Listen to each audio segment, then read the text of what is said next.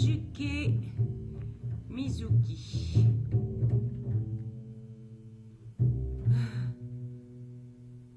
Tandis que j'écris ton nom précédé de ce monsieur cérémonieux, mon cœur bat comme si j'écrivais une lettre d'amour. Chayazuke, je sais tout sur vous et mère. J'ai lu son journal.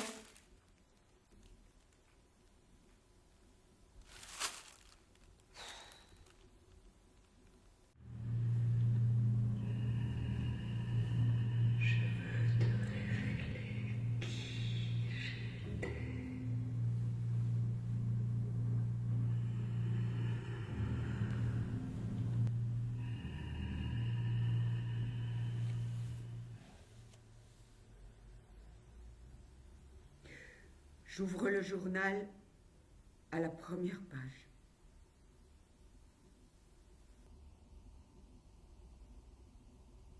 Un mot frappe mon regard avide. Mais ce n'est pas celui que j'attends. Mon corps tombe dans un précipice.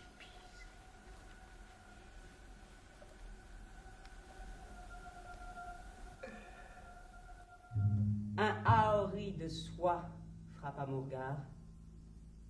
Celle qui portait ce vêtement, une grande et belle femme, s'est approchée de toi. Je ne m'attendais pas à ce que mon pressentiment se vérifiât aussi exactement. Pourtant, c'était pour savoir s'il était fondé que j'avais passé la nuit dans le train sans fermer l'œil. Et bientôt, il dut s'en aller. À la porte, tout en nouant les lacets de ses souliers, il dit au fait qu'Adota s'est mariée voici quelque temps.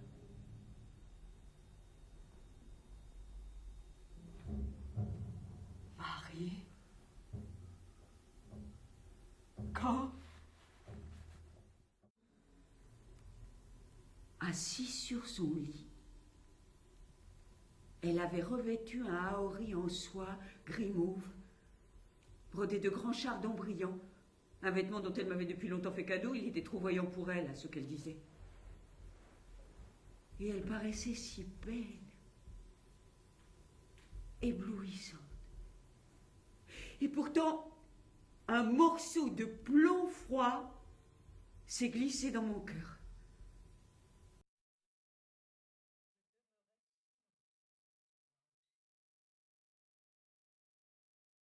Elle me regarda avec une froideur incongrue dans les yeux. C'est le haori que vous portiez lorsque vous vous trouviez avec Mizugi à Atami. Je vous ai vus tous les deux ce jour-là. Je tressaillis en voyant le haori. Son image comme un cauchemar s'était imprimée sur ma rétine. Plus de 10 ans plus tôt, un matin éblouissant à Atami. Les chardons mauves, énormes, pesaient sur les frêles épaules de ta chérie rongée par son mal.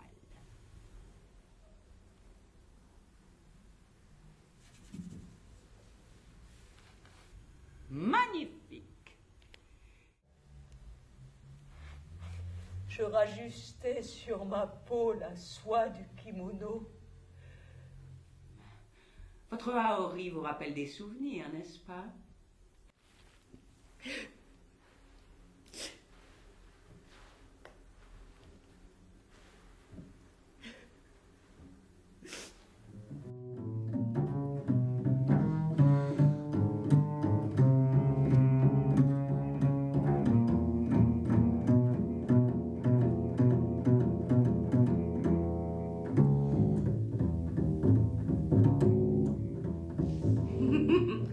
J'ai écrit une quantité incroyable de lettres d'amour au cours des 10 dernières années, mais aucune ne t'était destinée. Amusant, non? Péché, péché. J'étais obsédée par le péché. Péché, péché. Et puis, Dieu, pardonnez-moi, Midori-san, pardonnez-moi. Des mots comme des démons prêts à me sauter au visage, toutes griffes dehors. Il y a 2 ans, je devins pour un temps folle de Matsushiro. Péché, avais-je écrit. Ce mot vide de sens. Avais-je trompé Dieu comme je m'étais trompé moi-même pendant plus de 13 ans? L'été dernier, je me suis entiché du jockey de Blue Honor. Comment s'appelait-il déjà?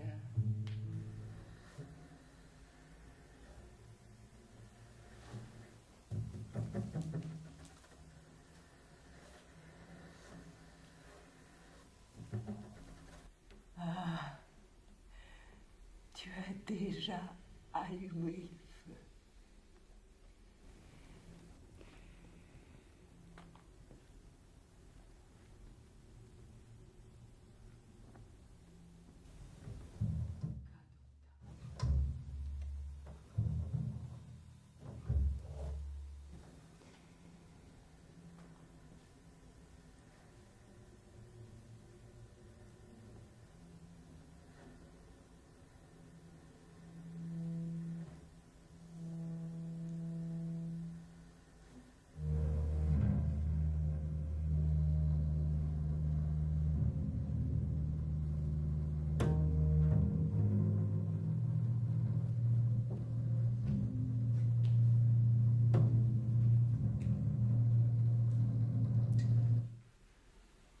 Je venais de comprendre que mon destin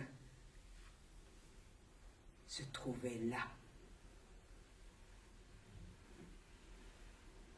Tu as dit, ne veux-tu pas m'empêcher de tromper Midori aussi longtemps que nous vivrons? Mais j'avais cessé d'hésiter. Aussi longtemps que nous vivrons, nous tromperons non seulement Midori, mais tout le monde. Tromper tout le monde. Aussi longtemps que je vivrai, je tromperai tout le monde. Non seulement Midori-san et tous les autres, mais toi aussi, et même moi. J'ai ouvert la fenêtre en songeant à l'amour de mère, ignoré de tous, qui planait dans le champ des astres.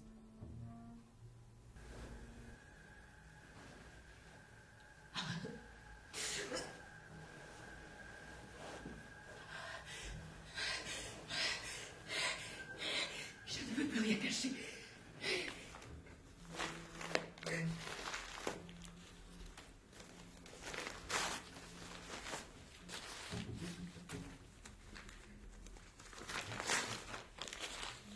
Depuis que j'ai lu ce journal,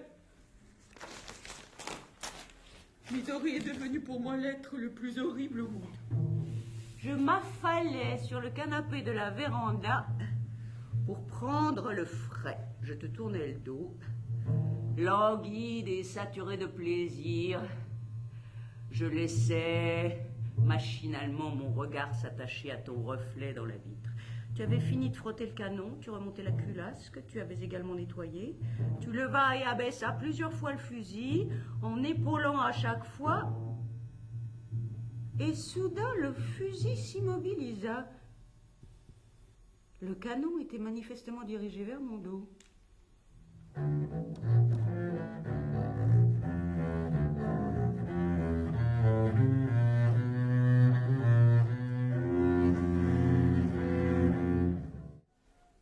Dans notre chambre qui donnait sur la mer, soudain les volets de bois se mirent à battre sous le vent.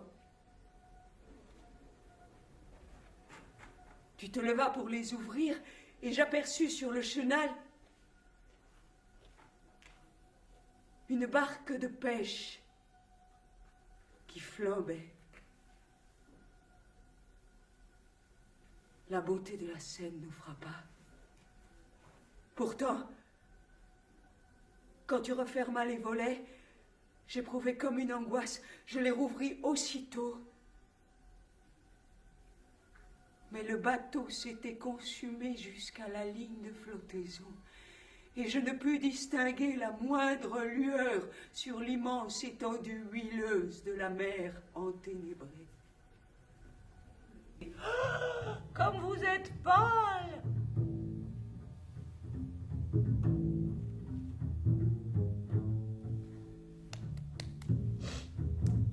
Mon visage, comme celui de Saiko, avait apparemment perdu toutes ses couleurs.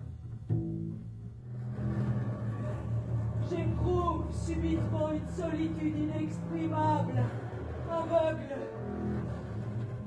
Je sors de l'abri sans but.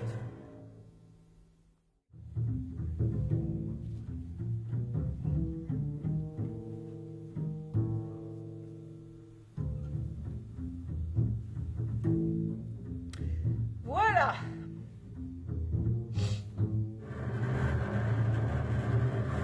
J'y pénètre alors avec toi. Alors, avec une grâce parfaite dont j'eus conscience, je quittai la chambre.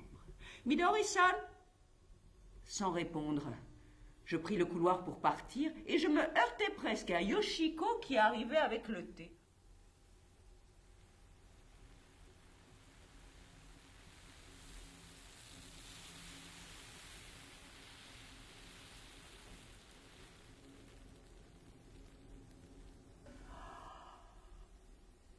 Tout est fini.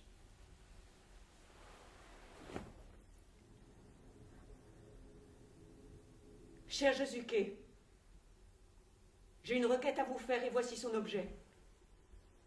Je ne veux plus vous voir. Je ne veux plus voir Midori.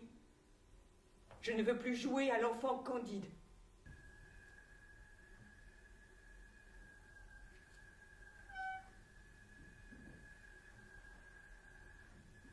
Le moment où le bateau de pêche s'engloutit dans les flammes.